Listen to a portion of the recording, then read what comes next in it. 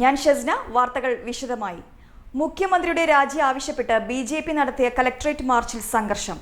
Barricade തള്ളിമാറ്റി പ്രവർത്തകർ മുന്നോട്ടു പോവാൻ ശ്രമിച്ചതോടെ പോലീസ് ജലപീരങ്കി പ്രയോഗിച്ചു.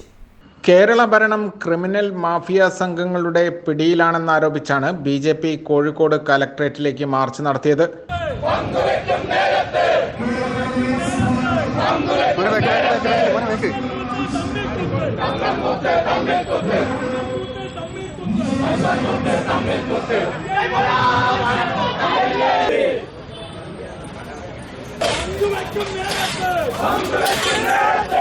മാർച്ചിൽ പങ്കെടുത്തവരെ പോലീസ് ബാരിക്കേഡ് ഉയർത്തി തടഞ്ഞിരുന്നു.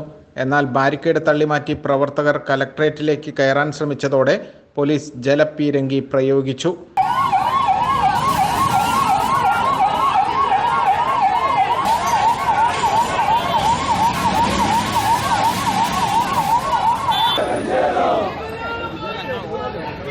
BJP സംസ്ഥാന വൈസ് പ്രസിഡന്റ് ശോഭ സുരേന്ദ്രൻ മാർച്ച് ഉദ്ഘാടനം ചെയ്തു.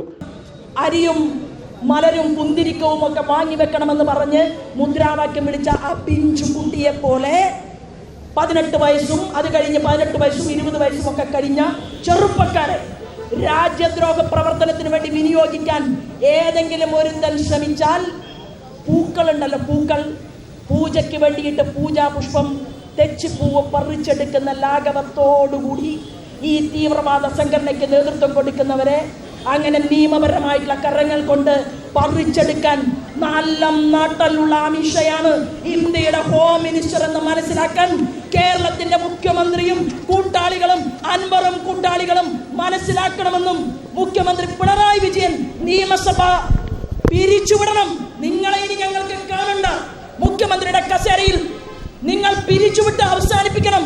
അപ്പൊ പ്രതിപക്ഷ നേതാവിന് ഈ ശമ്പളം ഉണ്ടാകില്ല. ജില്ലാ പ്രസിഡന്റ് അഡ്വക്കേറ്റ് VK സജീവൻ അധ്യക്ഷത വഹിച്ചു. മറുപടി മുഖ്യമന്ത്രി ഈ നാട്ടിലെ ജനങ്ങളോട് വിശദീകരിക്കണം. മുഖ്യമന്ത്രിക്ക് കഴിവില്ലെന്നാണല്ലോ പറയുന്നത്. മുഖ്യമന്ത്രിക്ക് യാതൊരു കഴിവുമില്ല. ACV news Kozhikode.